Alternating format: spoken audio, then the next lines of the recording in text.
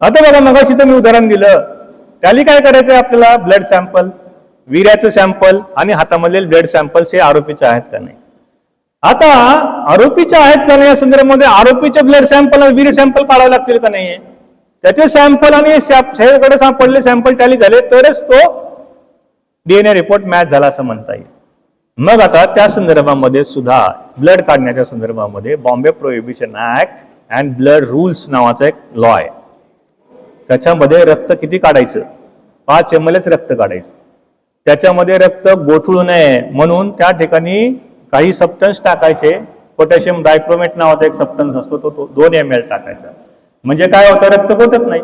रक्त जर गोठलं तर रक्ताचं कॉन्टॅमिनेट झालं तर त्या ठिकाणी रक्ताचा आपल्याला डीएनए काढता येईल का, नाहीये. त्यानंतर असा विषय आहे की हे रक्त काढत असताना फॉर्म 2 नावाचा एक फॉर्म असतो. म्हणजे समजा सचिन झालटे यांचं रक्त काढायचे, त्या फॉर्म वरती मी सही करणार, पहिल्यांदा माझा फोटो लावणार, त्या ठिकाणी 2 विटनेसेसच्या समोर ते रक्त काढलं जावं लागणार आहे आणि मेडिकल ऑफिसरची त्या ठिकाणी सही लागणार आहे. आता unless and until this form has been fill up by the IO investigation officer and this form has not been attach to the charge sheet, मग जर ही बेसिक प्रोव्हिजन जर नसेल केले तर पुढचं सॅम्पल माझं आहे असं म्हणण्याला आधार आहे का, नाही. त्यामुळे हा जर फॉर्म नसेल चार्जशीट मध्ये, सेकंड फॉर्म मी सांगितलेला, काय काय त्याचे इन्ग्रेडियंट्स आहेत, एक सही पाहिजे, ज्या आरोपीने तो ब्लड काढायची त्याची सही पाहिजे, त्याचा फोटो पाहिजे, 2 विटनेसेस 2 पंच असले पाहिजेत, त्यांच्या सह्या पाहिजेत आणि त्या ठिकाणी मेडिकल ऑफिसरची पण सही पाहिजे. आता एवढं सगळं प्रोसिजर नसेल तर तो ते रक्त आरोपीचा असं म्हणता येईल का, कारण डिस्प्युटेड रक्त आणि ऍडमिटेड रक्त दोन्ही टॅली करायचंय. ऍडमिटेड रक्त जर समजा ऍडमिटेड नसेल आपल्याला तर डिस्प्यूट केलं असेल तर डिस्प्युटेड रक्ताला टॅली करून चालणार आहे का. मग यावरती आपण क्रॉस एक्झामिन करायचे. काय क्रॉस एक्झामिनेशन आहे आयओला किंवा डॉक्टरना, doctor patient was brought to you, yes, as per the blood rules and Bombay Prohibition Act, it is mandatory on part of you to fill up the form second, yes, and in these circumstances there should be a 2 pansas, yes, the ml of blood is 5 ml is prescribed, yes, you have to added potassium dichromate of 2 ml, yes. मग आता त्याला या सगळ्या गोष्टी त्याच्याकडे नसतात, तुमच्याकडे आयोने हा फॉर्म मागितला नाही, यस, त्याच्यामुळे किती ml तुम्ही रक्त काढले हे तुम्हाला सांगता येणार नाही, यस, त्याच्यावरती 2 साक्षर बोलायचे तुमच्यावरती कोण नाहीये, yes. So under this circumstances you are not followed the mandatory provisions of the law, therefore the collection of sample of blood is violating the procedure and therefore it is one of the greatest lacuna and by this point also you can discard the DNA report. खोटी एवढी छोटीशी गोष्ट आहे पण ते आपल्या लक्षात नाही आली तर आपण त्या संदर्भामध्ये या सगळ्या गोष्टींचा वापर आपण करू शकत नाही. आता कलेक्शन झालं काय, आता मी एक आमच्या बार्शीला केस चालवली होती. काय असतं की कुठलीही वस्तू असू द्या, वीर्य असेल, ब्लड असेल किंवा त्याचे हेअर्स असतील, या सगळ्या गोष्टी डिजनरेट होणार आहेत, नष्ट होणार आहेत. त्याला प्रॉपर टेम्परेचर नसेल, त्याला कॉन्टॅमिनेट झालं असेल, रक्त जर हायमध्ये ठेवलं तर त्याचे बॅक्टेरिया त्या ठिकाणी जाणार आहेत आणि कॉन्टॅमिनेशन होणार आहे. त्यामुळे डीएनए रिपोर्ट्स मध्ये जर कॉन्टॅमिनेशन असेल सॅम्पल तर that is one of the criteria to discard the reject the DNA report, ही पोझिशन आहे. मग हे सॅम्पल कॉन्टॅमिनेट होऊ नये म्हणून त्यांना डीएनए किट प्रोव्हाइड केलेले असतात. आता हे डीएनए किट्स जर प्रोव्हाइड केले नसतील आयओला आणि आयओने हे सॅम्पल विदाउट डीएनए किट्सनी एक्सेप्ट केला असेल तर त्या ठिकाणी मग याच्यावरती आपण काय क्रॉस एक्झामिनेशन करायचे.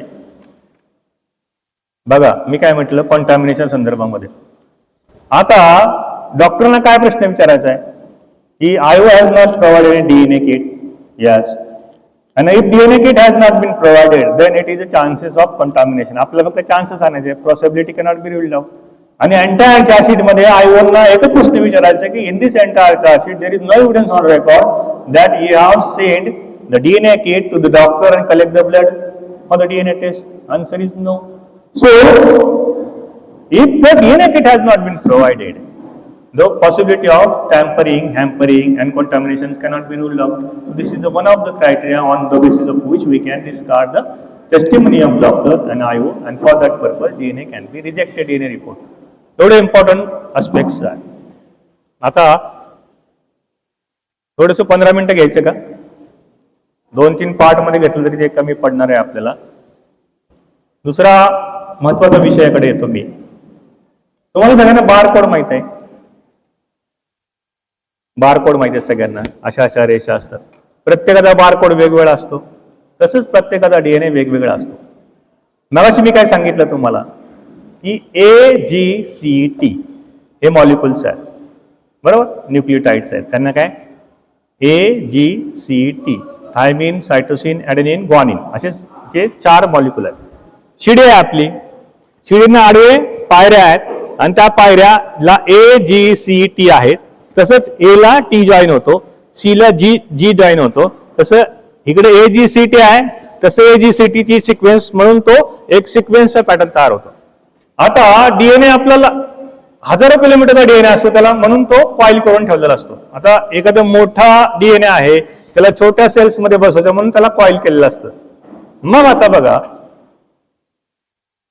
एखाद्या डीएनए ची 100 सेंटीमीटर वरची एक पोझिशन आहे, बरोबर. 100 सेंटीमीटर वरती डीएनए कसा आहे, AGCT ची सिक्वेन्स आहे. मग 100 मीटर वरती, 100 सेंटीमीटर वरती AGCT हा पॅटर्न 6 वेळा रिपीट होतोय माझ्यामध्ये. माझ्या डीएनए मध्ये AGCT चा सिक्वेन्स किती वेळा रिपीट होतोय, 6 वेळा रिपीट होतोय. समजा निगडे सरांचा डीएनए आहे, त्यांच्या सिक्वेन्सला 100 मीटर वरती 100 सेंटीमीटरचा जो सिक्वेन्स आहे तो 10 वेळा रिपीट होतोय, AGCT. आता मला सांगा म्हणजे काय अर्थ झाला, याचा डीएनए आणि माझा डीएनए वेगळा आहे, कारण सिक्वेन्स माझी 6ची आहे, त्याची 10 वेळा रिपीट झालेली आहे, माझी 6 वेळा रिपीट झालेली आहे. ही जी सिक्वेन्स रिपीट होते त्याला म्हणायचं शॉर्ट टेंडॉन रिपीट, STR. हाच एक बेसिक कन्सेप्ट आहे. शॉर्ट कशामुळे म्हणायचं, 10 ते 6 फक्त रिपिटेशन्स असतात. टेंडॉन्स म्हणजे काय, साखळी. आणि रिपीट म्हणजे काय, तोच पॅटर्न परत वेळा 3-3, 4-4 वेळा बदलत राहतो.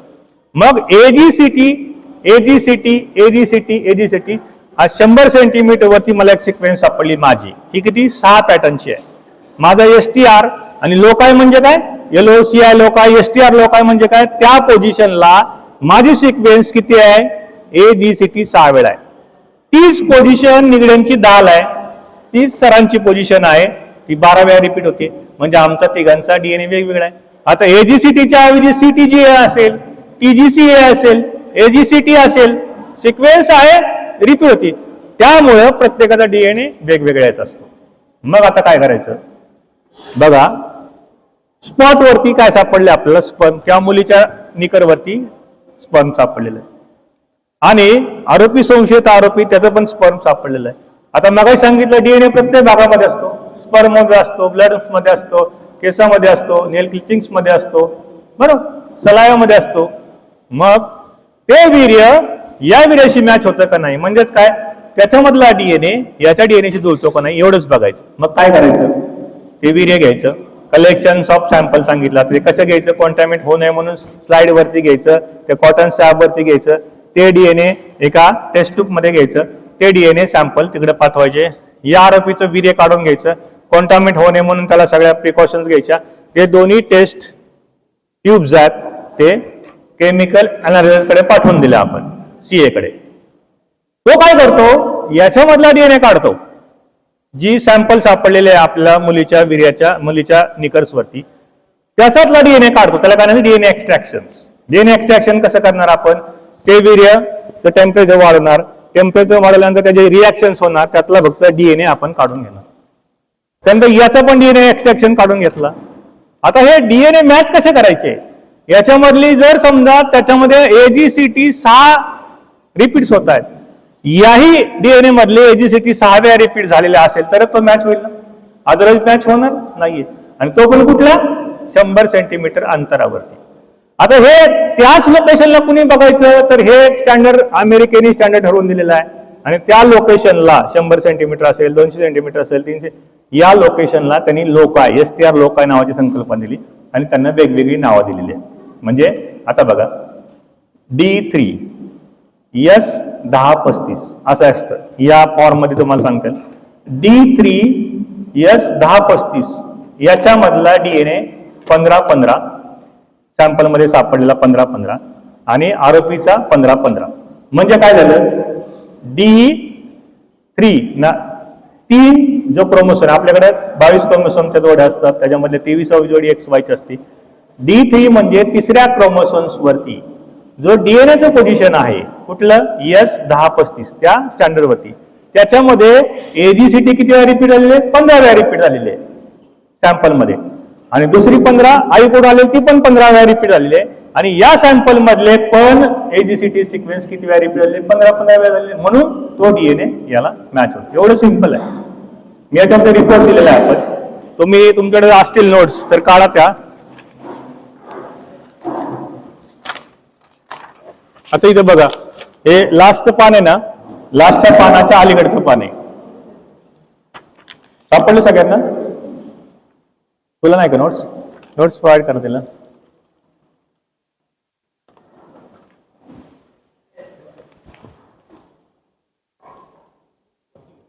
इथं ठेव, सरांकडे ठेवतो. चला आता बघा, ॲलील प्रोफाईल कंपॅरिझन टेबल हा रिपोर्ट असा असतो. ॲलील म्हणजे काय, आईकडून 15 आले, वडिलाकडून 18 आले.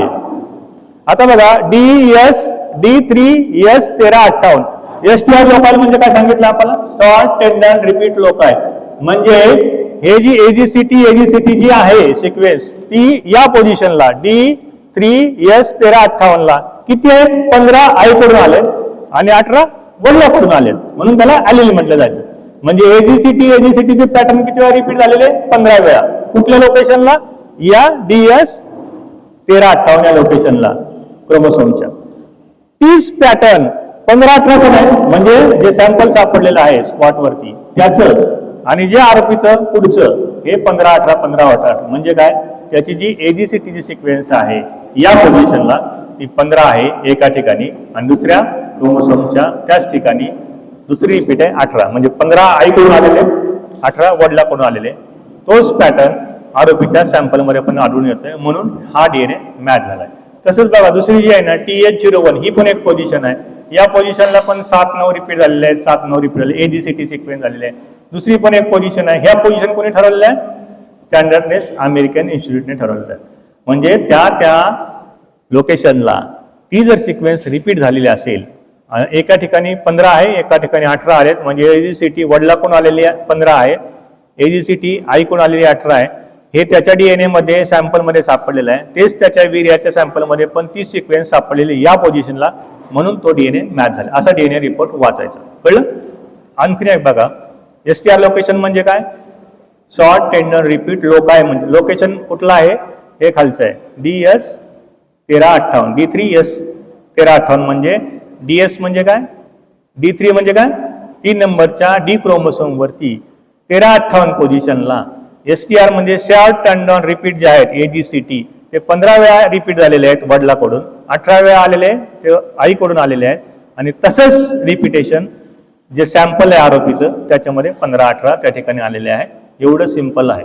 हे जर मॅच झालं, टॅली झालं, तर he is the natural father of the child, एवढं म्हटलं जातं. एवढं सिंपल आहे. आता मग हे 15-18 मोजायचे कसे किंवा बघायचे कसे, बरोबर? काय करतात, डीएनए छोटे छोटे पीस केले जातात, छोटे छोटे पीस केले. त्या स्पॉटवरती जो डीएनए सापडला त्याचे पीस केले, आणि आरोपींच्या डीएनएचे पण छोटे छोटे डीएनएचे पीस केले. आता काय असतं की कॅपिलरी ऍक्शन नावाची एक प्रक्रिया आहे. सोप्या ह्याच्यामध्ये समजून घ्या. झाड आहे, मुळापासून पानापर्यंत पाणी कसं जातं, त्याची ज्या छोट्या छोट्या कॅपिलरी ऍक्शन्स असतात त्या कॅपिलरी वरून तो द्रव हळूहळू, किंवा आपली कापसाची वात असते, तेल खाली असतं, त्या वातीतून तेल टोकापर्यंत येतो, ही झाली कॅपिलरी ऍक्शन्स. अशा पद्धतीने ज्यावेळेस हे स्मॉल डीएनए त्या कॅपिलरी मधून सोडतात, एका कॅपिलरी मधून सोडतात, त्यामुळे काय होतं, त्यांच्या साईजच्या प्रमाणे 15 रिपीट असेल तर 2 सेंटीमीटर जाईल, 18 रिपीट असेल तो 3 सेंटीमीटर जाईल, 20 रिपीट असेल तर 5 सेंटीमीटर जाईल. आणि हा डीएनएचे छोटे छोटे पीस करायचे, ते कॅपिलरी मधून पाठवायचे, आणि A आणि B असं 2 नॉट्स असतात, म्हणजे पॉझिटिव्ह आणि निगेटिव्ह, त्यांना करंट द्यायचा, त्याच्या प्रभावातून हे डीएनए सॅम्पल जाणार. आपल्या सगळ्यांना माहिती आहे, निगेटिव्ह कडून पॉझिटिव्ह कडे ट्रॅव्हल्स होत असतात डीएनए. मग हे डीएनए त्यांच्या साईज प्रमाणे ट्रॅव्हल व्हायला सुरुवात होते. मग 10 डीएनए रिपीट असेल तर 2 सेंटीमीटरवरती थांबेल, तो 15 रिपीट असेल तर 15 सेंटीमीटरवरती थांबेल, तो 20 रिपीट असेल तर 20 सेंटीमीटरवरती थांबेल. मग आता सॅम्पल मिळालेला आहे निकरवरतं, त्याच्यातलं डीएनए एक्स्ट्रॅक्शन केलं. त्या डीएनएला मी काय केलं, त्या कॅपिलरीमध्ये स्मॉल पीस करून टाकले आणि त्यांना मी चार्ज केलं. आता 10 रिपीट असेल तर तो किती 1 सेंटीमीटर जाऊन थांबणार त्याच्यामधला सॅम्पल. आणि माझ्या इकडे जो डीएनए मिळाला आहे आरोपींचा, त्याच्यामध्ये जर 10 रिपीट असेल तर तो 1 सेंटीमीटरच थांबणार आहे जाऊन. मग बरोबर 1 सेंटीमीटरला जाऊन थांबलेला बँड आणि 1 सेंटीमीटर जाऊन थांबलेला बँड टॅली झाला तर काय म्हणायचं, तो डीएनए मॅच झाला. मग आता ट्रॅव्हल होत असताना ते नेकेड आईला दिसणार आहेत का आपल्याला, नाही. मग त्याच्यामध्ये काय सांगायचं, फ्लोरोसन्स नावाचा द्रव, फ्लोरोसन्स म्हणजे प्रकाश टाकायचा त्याच्यामध्ये, फ्लोरोसन्स त्याचा एक्सरे काढायचा. म्हणजे काय होतं, तो फ्लोरोसन्स गेल्यानंतर जसं आपण एक्सरे काढून आपल्या हाडामधल्या सगळ्या गोष्टी दिसतात, तसं त्या फ्लोरोसन्समुळं तो डीएनए किती सेंटीमीटर पर्यंत ट्रॅव्हल झाला हे कळतं. त्यामुळं त्याची जी लेंथ आहे बँडविड्थ, ती बँडविड्थ आरोपीच्या बँडविड्थला टॅली झाली तर तो डीएनए मॅच झाला असं म्हटलं जातं. सोपं आहे, खूप सोपं आहे. डीएनए आपल्या डोळ्यांना दिसणार नाहीये, त्याच्यापुढे समजा कलर टाकला त्या डीएनए मध्ये, तो कलर तर आपल्याला दिसू शकतो. मग तो कलर डीएनएचा बँड मध्ये किती सेंटीमीटरला ट्रॅव्हल झालाय, त्याच्या खालचं जे आहे बघा, त्याच्या खालचंच आहे एक सॅम्पल बघा. आता बफर सोल्युशन आहे, वेल्स आहेत, डीएनएचे फ्रॅगमेंट त्याच्यामध्ये वरून खाली टाकले, पॉझिटिव्ह कडून निगेटिव्ह कडे, तो निगेटिव्ह कडून पॉझिटिव्ह कडे ट्रॅव्हल होत आलेला आहे. आता बघा त्याच्यामधल्या जो 2 नंबरचे जे बँड्स आहेत ते बरोबर एका खाली एक आलेले आहेत. म्हणजे काय, ते बँड्स टॅली झाले. बरोबर, ही प्रोसिजर आहे. हे कसं करणार आपल्याला, फ्लोरोसन्स टाकायचा त्या द्रव्यामध्ये, फ्लोरोसन्स प्रकाशमान होतो, त्याचा एक्सरे काढायचा, त्याची एक्सरे प्लेट काढायची. म्हणजे 10 सेंटीमीटर 10 रिपीट असेल, 10 रिपीट, तर तो 10 सेंटीमीटरला जाऊन थांबणार आहे. ज्या सॅम्पलमध्ये जर 10 रिपीट असेल तर 10 सेंटीमीटरला जाऊन थांबणार आहे.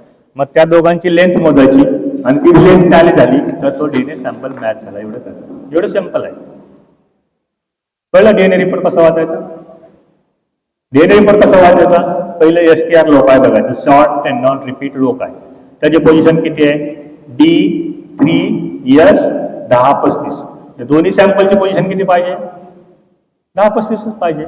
मग पहिल्या सॅम्पल मधला डीएनए मध्ये 15 रिपीट आलेले आहेत वडिलाकडून, दुसरे रिपीट AGCT 18 आईकडून आले, दोघांकडून येतो, म्हणून तर त्याला आलेले म्हणले जातात. मग त्याच सेम पोझिशनला जे आरोपीचं स्पर्म काढलेलं आहे त्याच्यामधला डीएनए जर 10 आणि 18 वेळा रिपीट झाला असेल त्या पोझिशनला तर तो रिपोर्ट टॅली झाला. म्हणजे डॉक्टर जर म्हणत असतील, आले doctor, and they are saying that yes, we analyze the DNA and the report is that at STR loci of this that TH01 I found 7 and 9 repeats and also in the sample I found 7 and repeats. म्हणजे याचा अर्थ काय झाला, AGCT जी sequence आहे 7 वेळा repeat झाली आणि 9 वेळा रिपीट झाली, तीच सिक्वेन्स 7 आणि 9 वेळा सॅम्पल मध्ये रिपीट झाली त्या पोझिशनला, म्हणून त्याला आम्ही डीएनए रिपोर्ट मॅच झाला म्हणतो. एवढं सिंपल आहे, त्यात अवघड असायचं काही कारण नाहीये. समजलं सगळ्यांना. जरी सायन्स बेस्ड नसला तरी ही टॅक्ट वापरायची, त्याप्रमाणे डीएनए रिपोर्ट बघायचा. आता एक 10 मिनिटं घेऊया. हे सगळं झालं,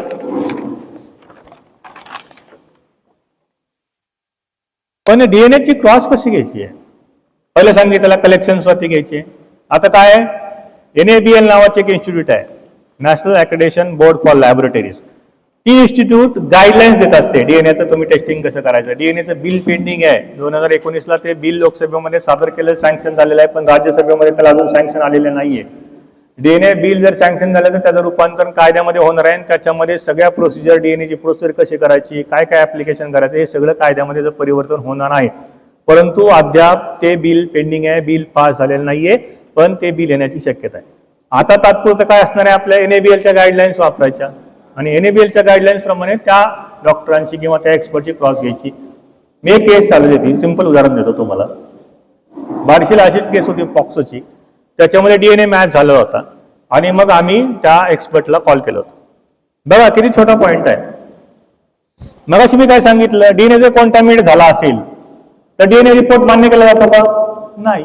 डीएनए रिपोर्ट कलेक्शन करत असताना, सॅम्पल कलेक्शन करत असताना काय प्रिकॉशन घ्यायची, इट शुड नॉट बी कॉन्टॅमिनेटेड. मग अशी केस होती, मुलीच्या पॅन्टवरती मुलीच्या स्पर्मचे डाग सापडले, बरोबर.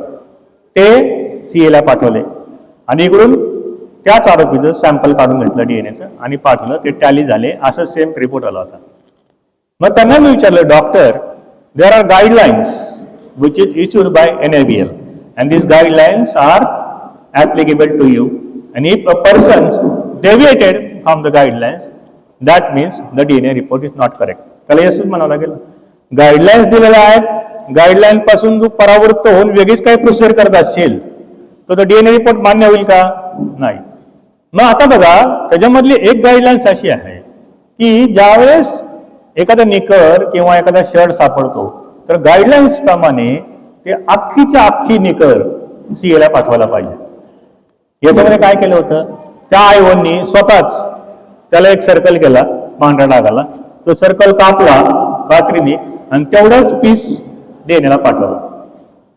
आता बघा, डॉक्टरांनी हे मान्य करून बसला की एंटायर पीस पाठवायला पाहिजे. याच्यामध्ये काय पाठवलंय, त्याचा तुकडा काढून पाठवलाय. आणि डॉक्टरांना विचारलं, जर समजा तुकडा काढून पाठवायचा असेल तर स्टराईल सीझर वापरायला पाहिजे. स्टराईल सीझर, साधी कात्री वापरली तर काय होतं, कॉन्टॅमिनेटेड होतं. आणि आयोना आम्ही काय प्रश्न विचारला पहिल्यांदा, तुमच्याकडे काय स्टराईल सीझर असण्याचं कारण नाही, तुम्ही काय डॉक्टर्स नाही. आयो सेज येस, आमच्याकडे काही कात्री नाही, स्टराईल सीझर नाही, आम्ही साध्या कात्रीने तो कापडा कापून तो डॉक्टरांना पाठवला. डॉक्टर काय म्हणतात, तुकडा काढायची परमिशन नाही, साध्या कात्रीने तो काढायची परमिशन नाही, साध्या कात्रीने जर तो कापला तर तो कंटामिनेट होऊ शकतो. मग बघा, या केसमध्ये कशाने कापलाय, साध्या कात्रीने कापलाय, कापायची परमिशन आहे का? नाही.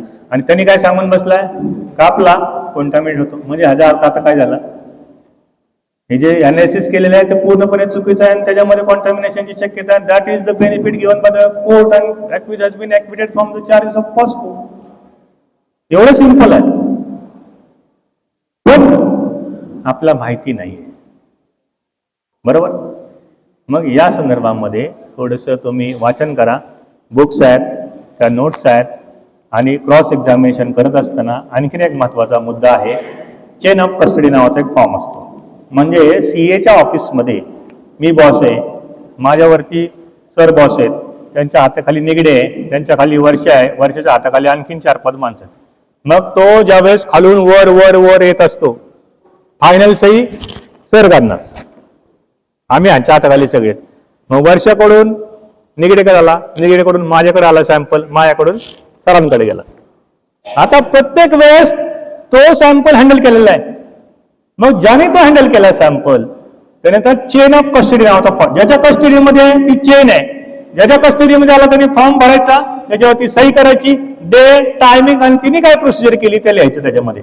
त्यानंतर ते सॅम्पल माझ्याकडे येणार, मी काय प्रोसिजर केली ते लिहायचं, मी निगडेकडे देणार, निगडेने सरांकडे द्यायचं. It is called a chain of custody. And if you not fill the chain of custody form, that means you are not handled carefully. And what is the requirement of law? If it is handled without the care, then the contamination possibility cannot be ruled out. And that is the reason why, if there is a possibility of contamination, DNA report cannot be accepted. So we have to brought on the record when you are on the side of defense that DNA sample is contaminated. And why? Because the procedure has not been followed properly, and which is the procedure which is prescribed by NABL. So you have to know what is the proper procedure, what are the guidelines of NABL, how the DNA is to be analyzed, how even त्याच्यामध्ये असं पण आहे, ज्यावेळेस DNA तुम्ही extract करता प्रत्येक स्टेजला temperature maintain करावं. त्या टेम्परेचरच्या खाली किंवा त्या टेम्परेचरच्या वरती जर DNA गेला असेल तर that is not a proper procedure. आणि आमच्या ह्याच केसमध्ये सॅम्पल काढले डीएनएचे, तो तुकडा काढला, आरोपीचं वीर्य काढलं आणि आयोने ते 3 दिवस त्यांच्या कस्टडीमध्ये ठेवलं पोलीस स्टेशनमध्ये.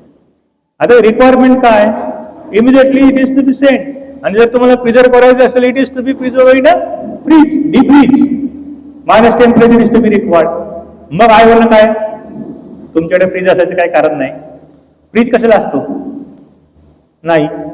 मग हे 3 दिवस तुमच्या कस्टडीमध्ये असंच होतं. हो, त्या संदर्भामध्ये तुम्ही काय फ्रीजमध्ये हे सॅम्पल ठेवलं नाही आणि तो म्हणला माझ्याकडे फ्रीज आहे, तर काय करायचं, काय करायचं, दाखवा कधी आणलं फ्रीज, गव्हर्नमेंट प्रमाणे चालावं लागतं, मुवमेंट रजिस्टर आहे का, फ्रीज कधी केलं, खरेदी कधी केला, फ्रीजमध्ये एखादं सॅम्पल ठेवायचं असतं रजिस्टर मेंटेन करावं लागतं, किती वाजता ते फ्रीजमध्ये ठेवलं त्याचं एंट्री करावं लागते, फ्रीजमधनं काढताना त्याची एंट्री करावं लागते, आहेच. त्यामुळे खोटं बोललं तर आपल्याकडे वकिलीच्या चातुर्याने त्याला पकडायला येतं आपल्याला. त्यामुळे खोटं बोलणं एवढं सोपं नाही आणि त्यात वकिलाला डिफेन्स लॉयरला क्रिमिनल लॉयरला एवढं सोपं नसतं. त्यामुळे आर्ट ऑफ क्रॉस आहे. या आर्ट ऑफ क्रॉस मध्ये जर तुम्ही व्यवस्थितरित्या तुम्ही क्रॉस घेतली, इव्हन तो कोणीही असू दे, डॉक्टर असू दे, CA असू दे, if you are taking the effectful cross examinations, then you have brought on the record, you can brought on the record that a proper procedure has not been followed by the CA, and that's why the medical report, that the DNA report cannot be admissible, because there is certain lacunas in the procedure. Unless and until you know the procedure, you cannot cross-examine these witnesses. So, this is today's lecture, but it is a very vast subject and it is very difficult for me to conclude within the 1 hour. So, it may be considered as part 1, and with the permission of sir, we will continue with the next part whenever there is arrangement for the next part. So, write down certain citations which are very important, and after these citations, the lectures will be over. पहिलं घ्या, state of Maharashtra versus Krishna Reddy, RIDDE.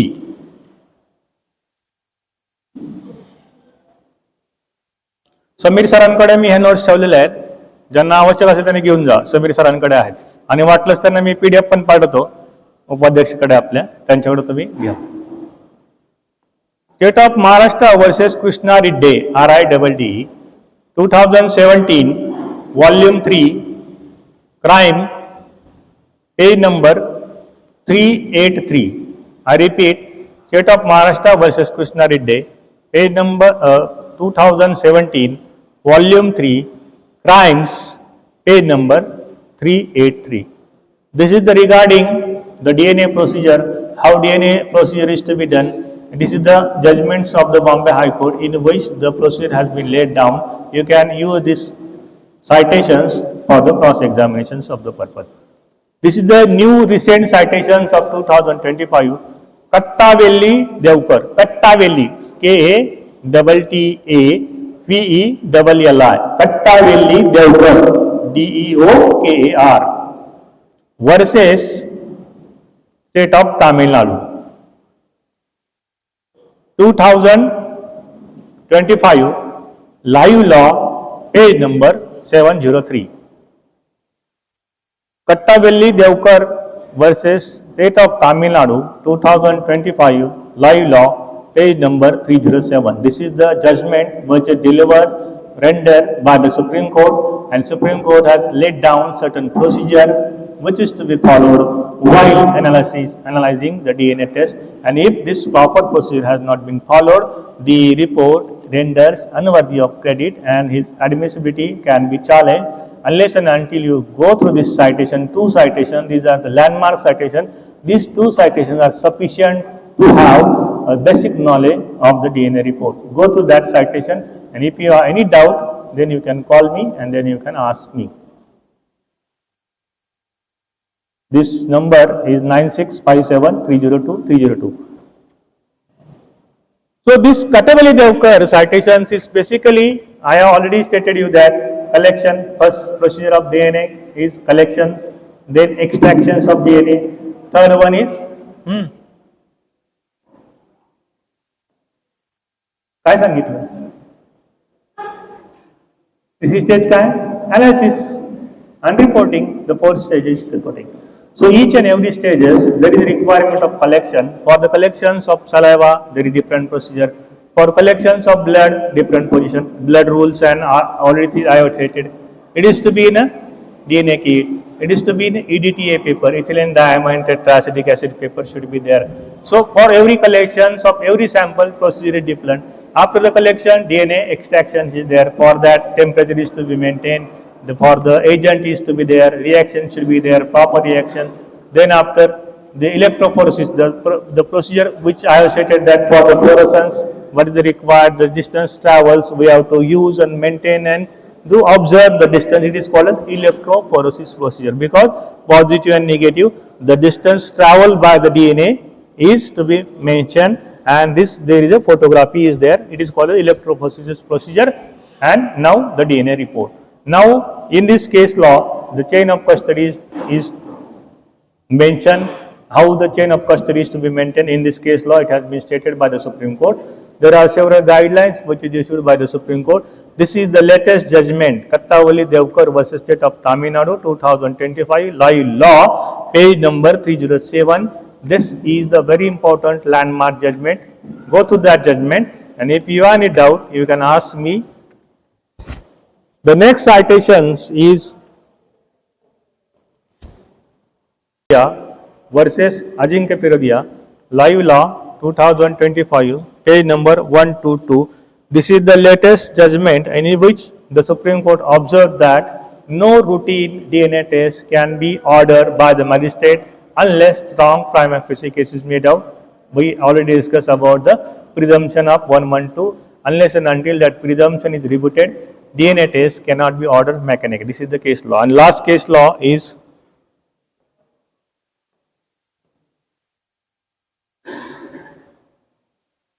R. Rajesh versus Nisha. R. Rajesh versus Nisha, 2025, live law, Supreme Court, page number 1086. This is the last judgment in which the position has been settled. The same position is that unless the presumption is rebutted, DNA case cannot be asked mechanically, and also the court cannot order mechanically for the DNA test. So this is the first part of our lectures.